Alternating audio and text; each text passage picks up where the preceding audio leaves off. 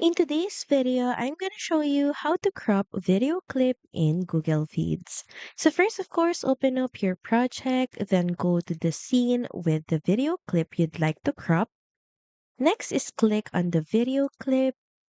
Then at the top toolbar, click on the crop button. And here you'll see adjustable handles around your video. So all you have to do is drag the edges inward to remove unwanted parts of the frame.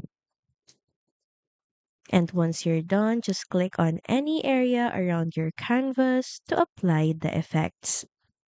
You can also reposition the cropped frame or cropped video to focus on your subject. And lastly, make sure to preview your clip to make sure everything looks right. So that's it. Thank you very much for watching this video and see you again on the next one.